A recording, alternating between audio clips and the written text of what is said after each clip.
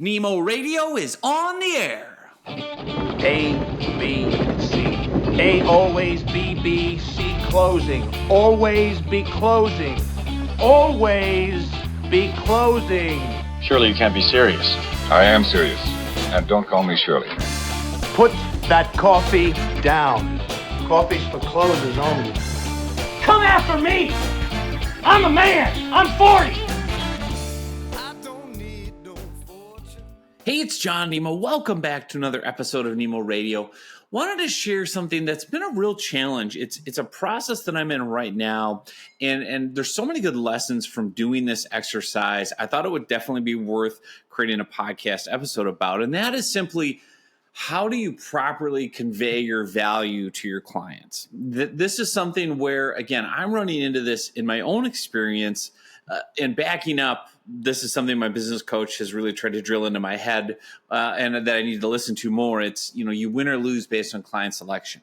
And the quality of clients is the quality of your life. And that is so true. And for any Nemo Media Group clients listening right now, you're my favorite. You're the best. I'm so glad I selected you, right? None of you cause any problems. None of you have ever had any red flags. None of you have ever caused me to lose 1 second of sleep. Okay. There may be some former clients that fit the bill. But anyway, what's so interesting is understanding as part of my own process for, doing done for you LinkedIn lead generation. And that's the service I provide. Okay. And what's been interesting is understanding that how do I really make myself different than everyone else that's doing it? How do I, in a world where everything is a commodity, how do I really stand out? How do I convey value that helps people see I'm unique, different, and better? And the reality is, with our Done For You LinkedIn lead generation service, we are different. We do things much differently. First and foremost, we don't use the same typical kind of spammy, salesy, pushy, kind of generic templated, just, hammer all your connections and annoy people approach, right? That's what a lot of LinkedIn lead gen agencies do, is these just, mistargeted, misguided, kind of misfired messages. Like I got one literally today from someone that said, "Hey, we've identified you. Our CEO personally identified you as a high ticket sales closer. We want to recruit to our coaching company." Blah, blah, blah. I'm like, I don't do that. It's not true. Your CEO didn't look at my profile and go, "Get me John Nemo," right? Like, these are just such bad messages. They're so fake. They're so phony.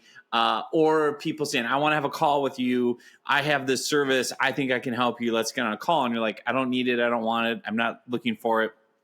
So again, one of the things that I know makes me different is I use a very different approach for our Done For You clients, is really kind of this permission-based approach. And you're really qualifying the person. You're asking if they even have any questions about this. Like, there's a whole thing that goes into that. And everything we do also is super custom, right? So everything we create is hyper custom, and it's very specific to you. And it's all about putting the real life you through LinkedIn in terms of your profile and the messaging.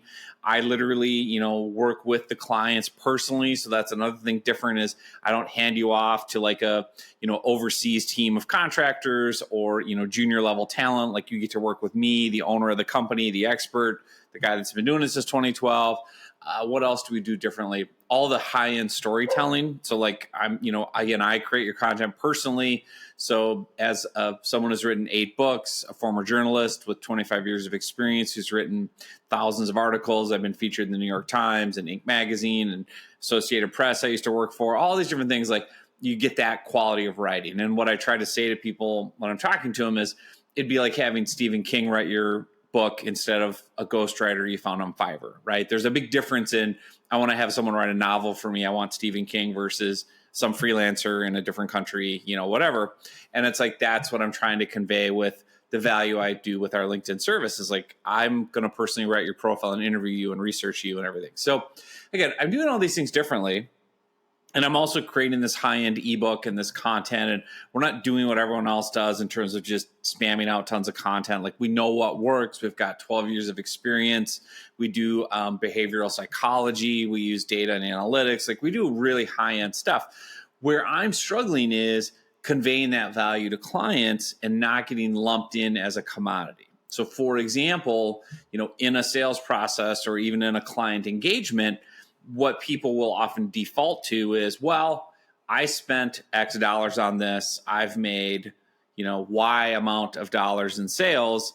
Therefore, I judge this a success or a failure, right? I put, $1 in, I got $2 out. Okay, it was good. Or I put $2 in, I got $1 out. This was a failure, right? So again, they're discounting everything else. And another big thing we really bring value with is your personal brand and building this huge platform on LinkedIn and getting thousands of new followers and people paying attention to you. And what's happening is, for me, and this is where the challenge that I'm in is, I'm getting too many people, prospects and whatnot, who are like, well, you're just another vendor, right? You're just another lead generation source. And so then they treat me as a math problem. Well, I already buy leads. I want more leads, because that's the thing. Like, you have to look and say, well, what do people come to me for? What do they want to give me money for? If you're a coach, a consultant, a small business owner, like, what is the problem I solve that people always want to give me money for? For me, despite all the different things I do, mindset, webinars, podcasting, content tips, sales trainings, all these different things I love doing, people always, no matter what I do, will come to me and say, hey, I want leads. I want to use LinkedIn to get leads. Can I give you money? So like, I know that I can't overthink this. People want to come to me because they want to get leads from LinkedIn. But the challenge becomes, they treat you as a math problem. So, well, I already buy leads over here, and I have, this, I pay this vendor here, and I pay this service here, and I'm trying this, and I just want to sprinkle a few dollars on you and see what works best, right? And they're like, or if they get in with me and we do the big done for you, and it's ebook, profile, all the custom messaging, all the branding, all the high-end design. And that's the other thing that makes this different is I use really high-end creative talent. Our graphic designer does stuff for Martha Stewart, the New York Yankees, Tim McGraw, right? Our audio and video guy has been hired by Netflix to do documentaries. So, amazing quality talent. But what's really interesting is I'm kind of not really conveying that well enough in terms of my whole process, the way that I obviously sell to clients, the way that I educate clients, the way that I bring them on board, updating them throughout the project. Because what ends up happening is that someone boils it all down to a math problem. Well, John, I spent $2 with you. I got $1 back. This is all an epic failure. And I'll say, well, wait a minute. Like, what about all the deliverables? What about the 5,000 word ebook I personally wrote that, it was designed by the guy that did this for Martha Stewart? And what about this high-end profile? And what about the, 10,000 new people that you're connected to that are your exact ideal prospects and, that are your leads? And what about the 648 conversations we have going right now with people that are in different phases of the buyer's journey? Like, some are getting educated by you, some are, wanting to book a call, some, and it's finding these clients are like, well, no, I just want leads. I don't care about any of that. I don't see any value in the branding. I don't see any value in the content. I don't see any value in the authority I have. I don't see any value in the, niche that I now occupy, where I'm kind of looked at as the expert in my space. I just want money in, money out. That's all I care about. So I've really tried to address that, because now that's not to say that I don't have clients who get it.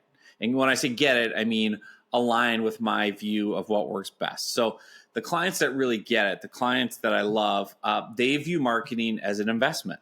They look at it and say, well, yes, I'm investing with you because I want leads and I want new deals and I want business and I want revenue, but I'm also investing in building a powerful personal brand, building out a huge, following on LinkedIn of, oh, by the way, my exact ideal prospects, where I can nurture them. I'm playing the long game. I'm not worried about instant gratification and, microwave leads. I want people who are, and this is the other thing that makes us different, is super high quality leads. The typical lead that we provide through LinkedIn lead generation is going to be someone that looked at your profile. It really resonated. They really liked it. They've read messages from you. They've read a 5,000 word ebook about you and your story, and then seen you demonstrate expertise, solve a problem they have. And they've looked at, whatever other content you've put out, and they want to talk to you live because they have a need right now to talk to you about this challenge. So those are the types of leads we get for our clients, as opposed to, I scraped a bunch of names off LinkedIn. Here's a bunch of phone numbers and emails. Go spam them and bother them, right? So we do have clients that say, yeah, I get it. I'm playing the long game. I know that this is going to work, as brand building, platform building, long-term, adding, hundreds and thousands of people in the world to my email lists, my LinkedIn followings, all these different things that are going to pay off over the long term. What if 10,000 more people knew about you by the end of this project and knew who you were and what you're all about, and they fit your ideal client? Is that valuable to you? Right. So I do have clients that get that, and they're the best clients because they're like, yeah, well, I've put in $2 so far. I've gotten back $1.50, but I've also got all these other things going and percolating. And, another thing that's really interesting is we've had multiple clients where they make sales after we stop, like after the engagement's done. My favorite example of this is Catherine Bishop, who's an accountant, a bookkeeper, and a CPA in North Carolina, where I got an email from her 2 years later that said, hey, I thought you turned off the campaigns. What are you doing? I'm still getting clients from LinkedIn. I'm like, I did turn off the campaigns from 2 years ago. Catherine's story was the best because we started, it was a quick done for you project, 90 days. And she got so many new clients within 90 days. She told me, turn it off. I can't keep going. I have too much new business. In fact, her husband quit his day job and came to work for her because she had so much revenue and so many new clients coming in. So that was 2 years ago. We just turned it all off. I'm like, greatest problem ever, greatest case study ever. I'm happy to stop the service just as long as we can use that as testimonial. And to her credit, she's like, of course. Yeah. Like, of course I'm going to sing your praises. So 2 years later, I get an email like, yeah, I'm still getting leads and people want to work with me from LinkedIn. And it's from messages I sent 2 years ago. Because again, LinkedIn, the long game, it's like someone logs in and they remember something triggers them, or they look in their inbox like, oh yeah, I need to talk to that person. I remember their stuff was really good. I want to talk to them. So again, how do you convey all that? In my situation, how do I get out of this box of being a commodity, a math problem, just another vendor? And how do I really convey the real value that I can bring a client? The same might be true for you if you're a business coach, a consultant, a small business owner with a specific type of product or service. And again, how do you put value on what you do beyond just the numbers? And this is where you really get into some interesting things about, like, say, for instance, luxury brands. So one of the ideas being, well, do you want to be a Toyota or a Lexus, right?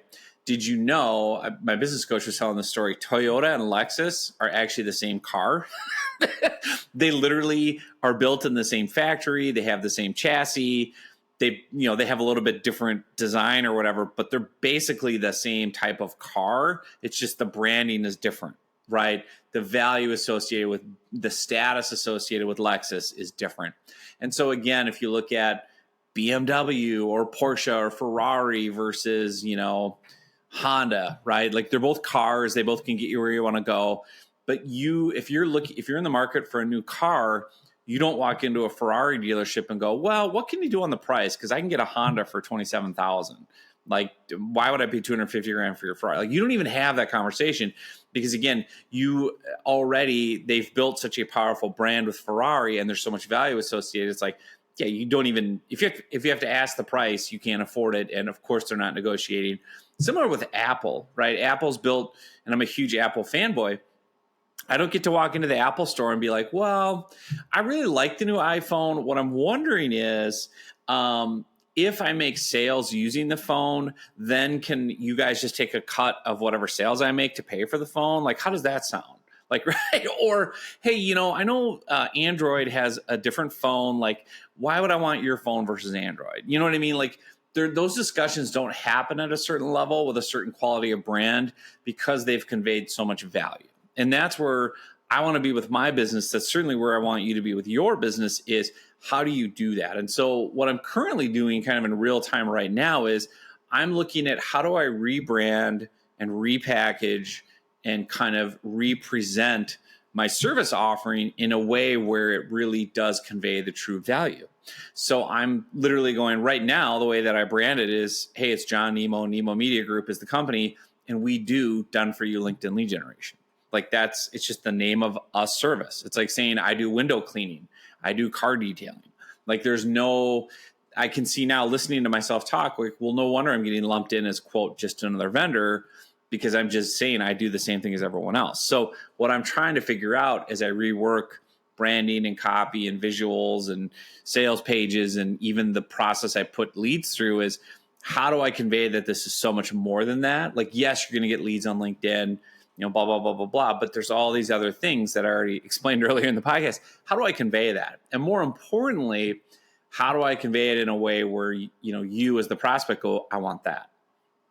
If you think about this, and I always try to put my, head into a prospect's mind, because again, if you know how people behave, if you know why they do what they do, then you can reverse engineer that to, sell them the product, sell them the service, solve the problem. And so people will act, very clearly for certain emotional or behavioral reasons. So if I just think out loud, I will act to escape pain, right? If I cut my arm and I'm bleeding, I'm not going to negotiate where the best deal is for my health insurance reimbursement. I'm going to go to the nearest ER and be like, fix me, I'm bleeding, I'm in pain. I'm not going to sit there and haggle with the, medical people about their fees. I'm not going to call my insurance and go, where am I covered with precondition, blah, blah. I'm just going to be like, I'm in pain, I have an immediate need, I need it solved immediately. It's kind of the old analogy of if you're in the middle of the desert and dying of thirst, and there's only one guy selling water, or everyone's selling water, but it's inflated prices, doesn't matter. You're going to pay it because you're in pain, you're thirsty. We run into this in amusement parks, right? Or captive environments, vacation places, cruise ships, wherever, where you're just like, this is obscene how much they're charging for it, but what am I going to do? I got to eat, I got to drink, So, or baseball games. I go to a Minnesota Twins baseball game. A beer is now $14, right? It's like, well, I guess I don't really need a beer then, but even a soda is like $8, $10. And the reality is it costs them pennies to actually to run that. But again, captive environment, what are you going to do? So one is we know people act to solve a problem quickly. Okay, well, I'm helping them get leads. That's a key problem. I think part of where the challenge in communicating the value is, yeah, but the other problems don't feel as scary or painful as far as building a brand and having, people view you as an expert or having high quality content. However, another behavior that people will act upon that we see every single day is people want to elevate their status. They will buy something. They will literally wear something. They will drive a certain kind of car. They will, paint their house a certain color. They will, buy a certain brand of TV to elevate their status. And even if they're not the typical, braggadocious person who's like, look, I have I'm wearing a whatever brand. I'm going to go to the 80s because that's my go-to. I'm wearing Guess jeans, right, from the 80s. Ooh, you have Guess jeans, you're cool. Or if you lived in Minnesota where I lived in the 80s, it was Gerbeau jeans. Woo, right?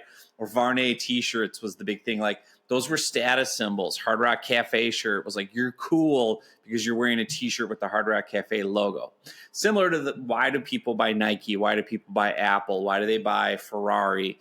They buy it because it's cool, right? Because you're associated with a cool brand. I'm a Ferrari owner.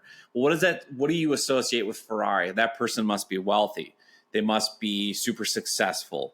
They must be, super whatever else, right? Like, you're associating things with those brands.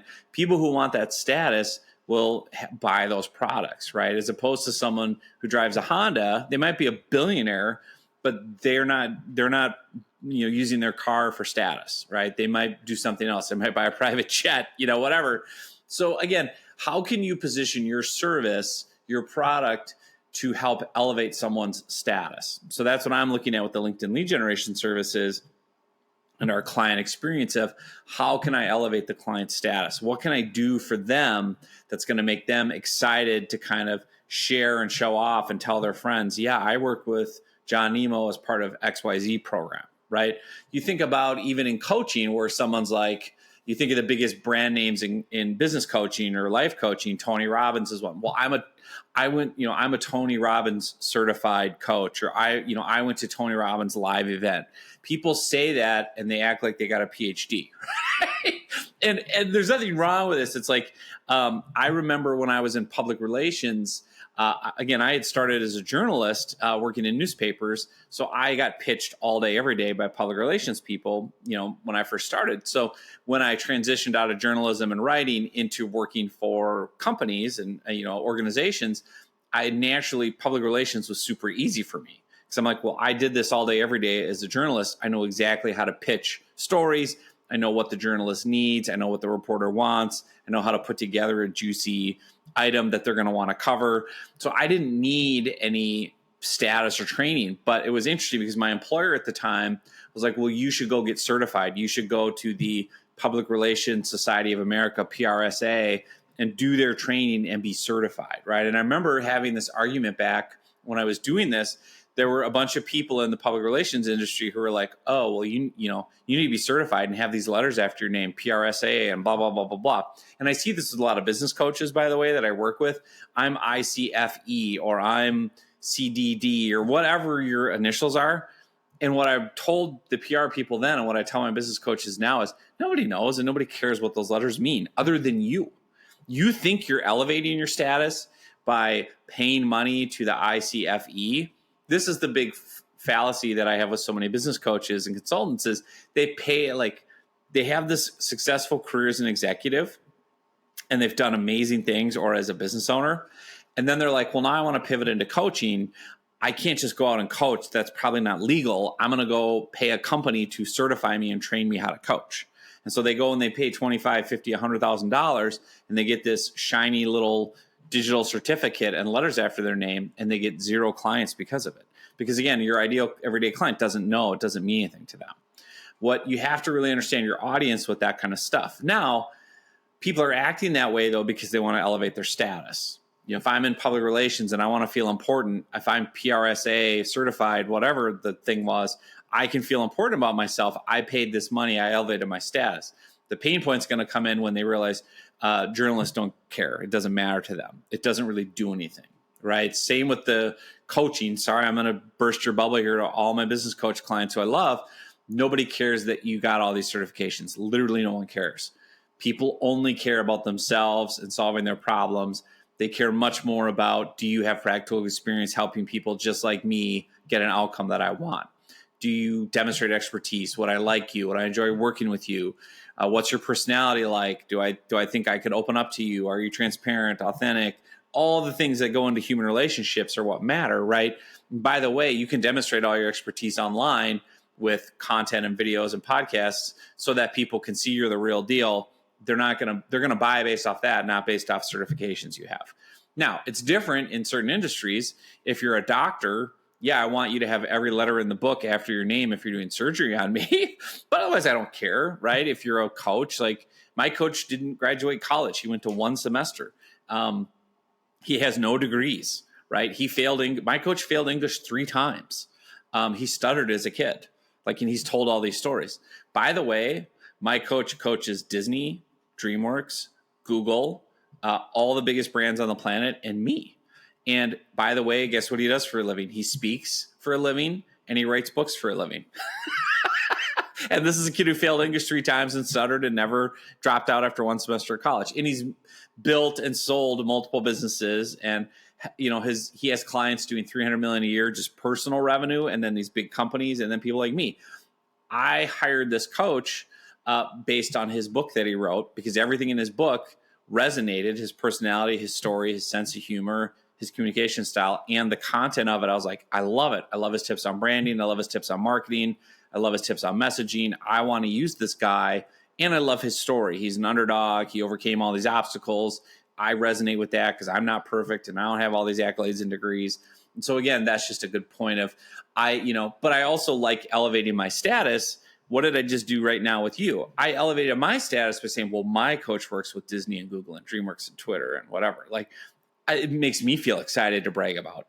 Well, I get to work with a guy that works with them and me. See what I just did there? So again, back to my own lesson here, what parts of your business can you kind of showcase to help elevate your status, right? So maybe in my case, I could play up more of my credentials and background in terms of where I've been featured. Like LinkedIn has featured me multiple times on their official blog. I've been featured by the New York Times. I've been featured by Social Media Marketing World, right? Social Media Marketing Examiner, Inc. Magazine, Business Insider, and maybe there's something there where it can say, yeah, I hired the LinkedIn guy that has been featured on all these places. And oh, by the way, I get to work with him personally. There's something there that I got to flesh out on my brand, right? In my approach. So again, it's a fascinating topic. It's kind of an endless thing. I want to give you another insight too of how I've been working on this, because I don't think people take advantage of the tools that they have now as I'm recording this. So what I did was I used AI. I went into ChatGPT, and then another tool I use is called Claude. And I basically told it, even though I have a great business coach and he's helped me with all this, I went in there and I basically did a brain dump. And I said to ChatGPT and Claude AI, hey, here's everything about my business. And I, shared my website, my bio. I uploaded my books because it can read your books on the spot as PDFs. Read all this information about me. Here's who I am. Here's what I do. Here's my background. Here's my bio. Here's my accolades. Here's the books I've literally written on LinkedIn Lead Gen. And then I said, now here's my challenge. And I laid out everything I'm talking about on this podcast. And I said, help me, to better convey the value. Give me specific steps. And it did. And each one gave me, here's your steps and here's what you need to do. And then I said, okay, that's really good. I like this. I don't like that. For this step, help me write better copy, write copy for it. And it wrote copy. So it literally did it for me. And this is in the matter of probably an hour or two playing around with AI doing this. I got all this new content written, sales pages, emails, bullet points. I asked it, write the best one-liners you can about this, right? So it would write stuff like, we don't just rewrite your profile, we put you as the pinnacle of your profession. I mean, stuff like that, where it's like, oh, this is status elevating. This isn't just a profile rewrite. This is a, whatever, supercharging your brand, or I can't remember what the copy was, but it was really good. And again, AI created it all instantly. I didn't have to come up with it. I didn't have to sit there and rack my brain and try to create copy. It was really understanding the value of this tool to speed up the process. And again, I gave AI, and one of the key things you have to do is give it an identity. So I basically said, act as my business coach and as an expert in personal branding, marketing, whatever. This is the challenge. This is what I want to do. And then it was able to be like, oh, okay. And then I said, now act as an expert in LinkedIn lead generation, and here's the common challenges I'm running into with prospects. Here's what makes me different than the competitors. How can I better convey that? And it's like, oh, do it this way, do it this way, do it this way. I'm like, okay, now write copy that would illustrate that. And I also said, but here's my target audience. It's small business owners, business coaches, and consultants. It's not big corporate behemoths. So write it in a language that would resonate with them. Oh, okay. And it did. And it was so amazing to use that tool. And again, it takes refinement and it takes, a kind of discerning eye. But that's the quality and the value of what we have at our fingertips today, that in the 1980s, I'd be spending a month trying to figure this stuff out, talking to all these different people. So all that said, thanks for letting me workshop and process my own rebrand. It's been a really exciting time, and it gets me really fired up about how to kind of better convey my value moving forward. And I know it's going to lead to better clients. And it's going to really help the business scale and grow and, deliver even more. And again, I think that's the key lesson for anyone listening, is like, you've got to find ways to do that, to really stand out from the sea of sameness, to not be a commodity, to not be, quote, just another vendor, or, quote, just another coach, because then people start haggling with you on the lowest common denominator, which is stuff like price, whatever it is, guarantees, all these things. Whereas when you are Ferrari, Apple, BMW, you're not haggling on price. You're jumping through the hoops they want you to jump through, because you're the best at what you do and you've conveyed that value. So there you go. Hope you found that helpful. Thank you so much for listening, and we'll see you soon on another episode.